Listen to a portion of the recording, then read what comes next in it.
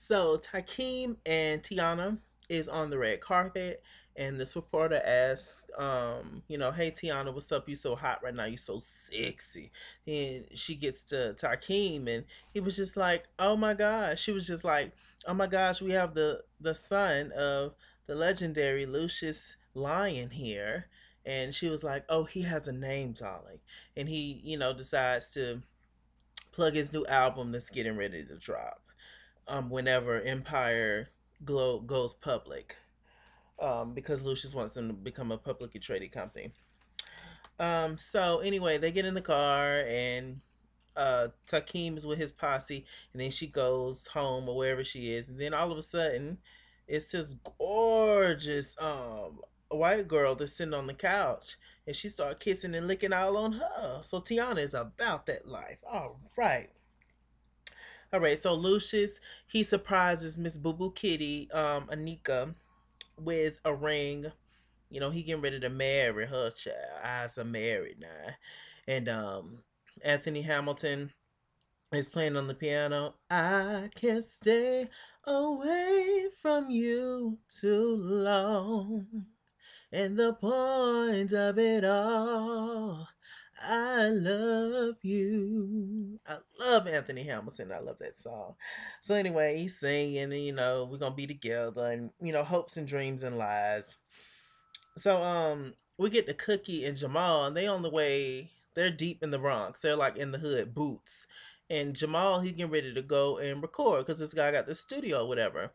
And Cookie was like, "Why the hell you chose this nigga?" He was like, "Shit." He was like, "Look, I don't want to be involved with my daddy. I don't want nothing to do with my daddy. I don't want, his help on a damn thing at all. And I want him to sit up and say, 'Oh, well, you still needed me at the end of the day. I still, you know, supplied you with this.'" And he's like, "No, fuck Lucius. Screw my daddy. Like he's a dick. He's not with me just because of my who I am as a person. So forget him." Cookie was like, "All right, but I got my Glock." And so Cookie all of a sudden gets a call on the phone. She has to leave before they even got started. And Cookie was like, "Look, you take care of my baby, and I'll shoot you if you don't. And make sure you don't, Jamal, make sure you don't pay these mugs nothing, not a damn dime, before you get your shit finished, okay? How about that?" And it was just like, okay. So Cookie, stepping all out there with her umbrella like Rihanna. And all of a sudden this lady comes up and she starts to talk. And she's just like, "Who are you?" And she was just like, "Look, I'm here to protect you. You know exactly who I am. This is what it is." So apparently it's this guy named Frank Gallons. When and Cookie witnessed a murder. She was actually, they showed her way back in the day, but she had an old blonde bob on, giving him Beyonce child 2013 tease. And so she basically was trying to get drugs. She handed the guy the drug. Well, she was getting the drugs from the guy. They showed a scene where she was, the blind Bob. She was getting the drugs from the guy. He handed her the drugs, and it had a rose on the drug packets. It had a rose on each individual pack. And so all of a sudden, some guy rolled up and they shot him, and she was hiding behind the car. So I don't know if the guy shot her or saw her standing there or what. But yeah, she witnessed that way back in the day. But I think they did notice her because I think that's why she got arrested and was in jail for so long. Y'all help me out with that if I'm wrong. But anyway, the guy who shot the guy who she was getting the drugs from, that's the Frank Gallons guy. And he's still in jail.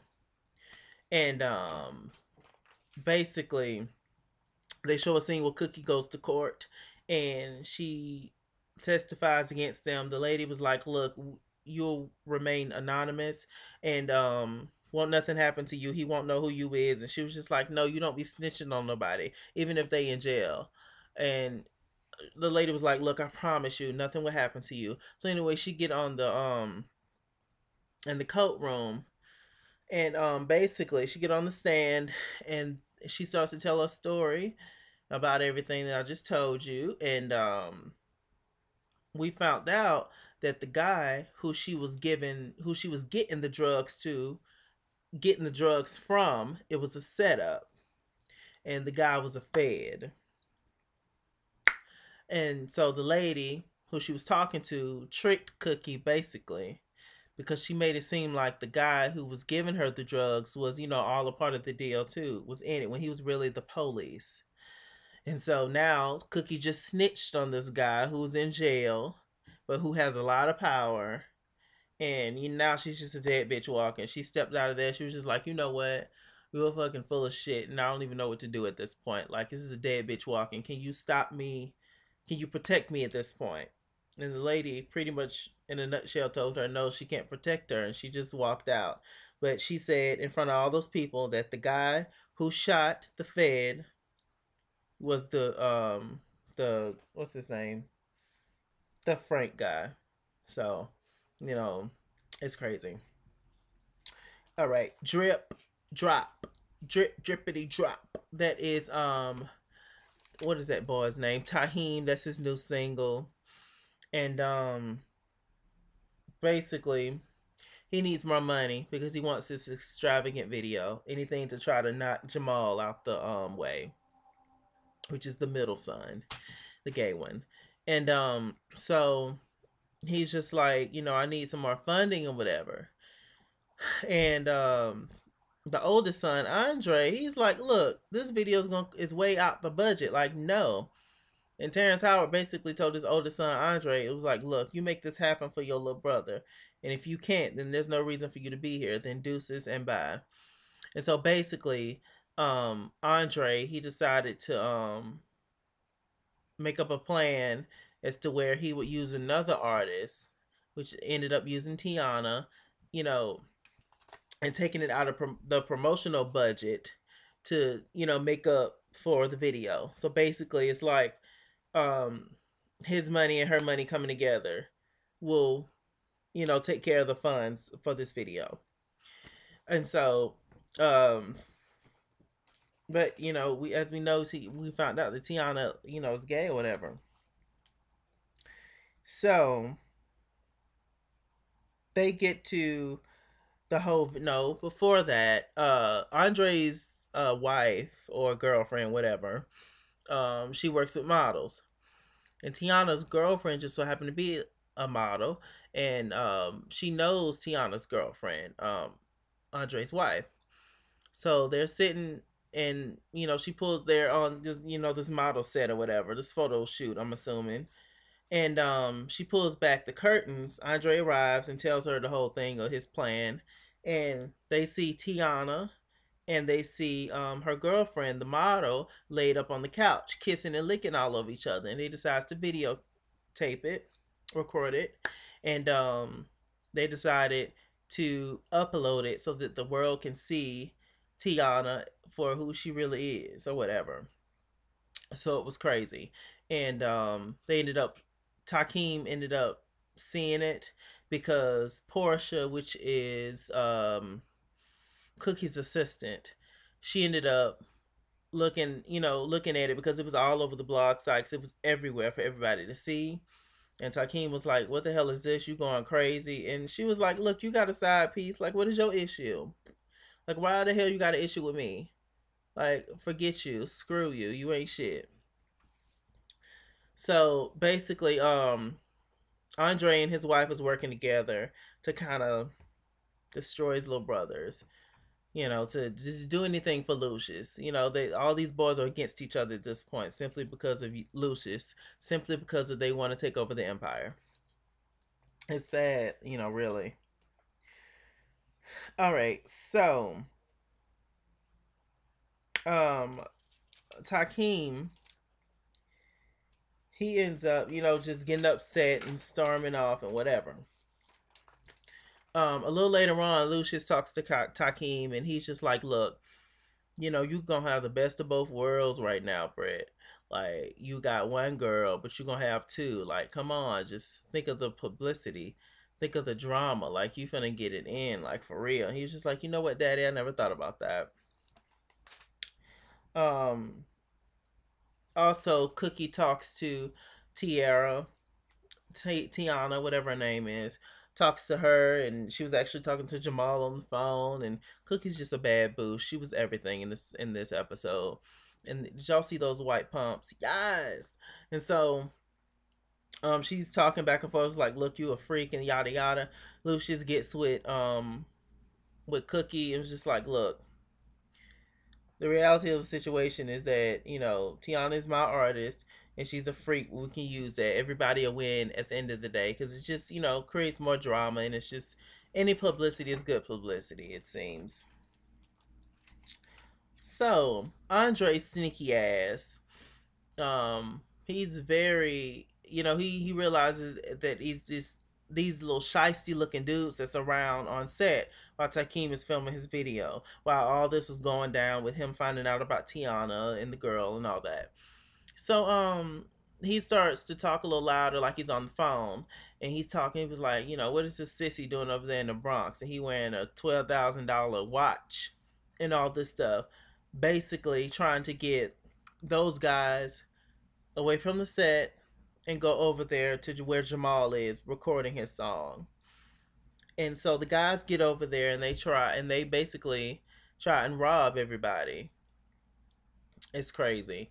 And you know, they ended up shooting one guy in the arm. And they go for Jamal first, talking about, give me the watch. He was like, do you see any watch? There's no watch. Jamal wasn't scared. And he recognizes one of the guys. He was like, oh, you hang with my little brother. Like, why the hell are you trying to rob me? Like, what watch? What are you talking about? He was like, well, you just gonna have to shoot me then. So then a guy comes from the door. He was like, y'all better get the fuck up out of here. And basically, those two guys run and, you know, never to return again. And so it's just crazy. Jamal is very, very heated, but he needs and has to finish the song.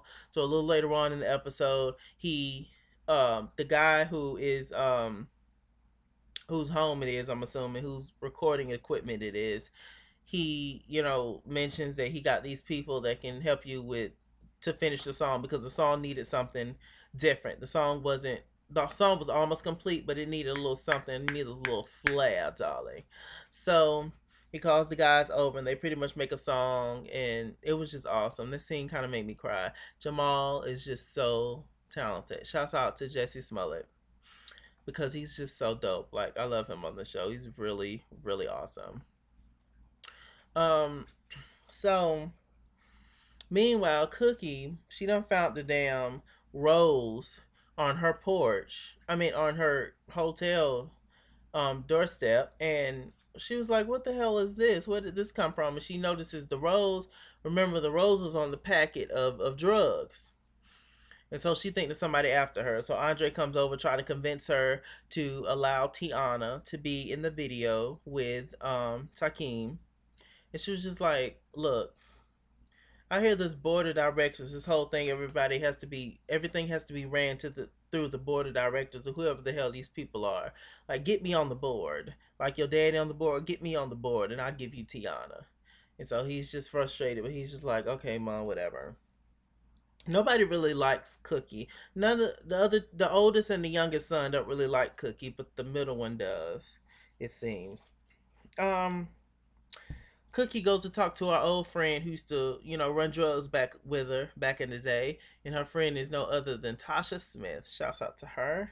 And they basically talk, and it was like, look, I gotta get these people off my ass. Like, let's go and hit up old boy. So they go and hit up some dude, some thug or whatever that they know, you know, for the right amount of money, or shoot a nigga up, and there you go. And that is, of course, D. Ray Davis, the comedian.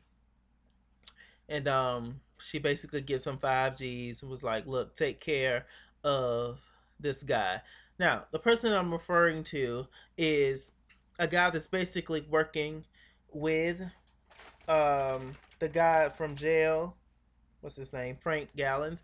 Basically, the guy that's working with Frank Gallons, because Frank is still in jail, right? So it's his friend, I'm assuming, that he has working for him and doing his dirty work and still keeping him connected with the streets while he's in jail. Cookie feels that that's the guy that's after her. So she was just like, look, take care of him. He was just like, okay, whatever, I'll take care of him, no problem. Jamal finishes the song. It sounds great, and Jamal goes over to to Takeem house. Why couldn't his name just be Raheem or something a little bit more simpler? If it had to be an eem, if it had to be any damn eem, like Takeem, that's just a it's just a lot.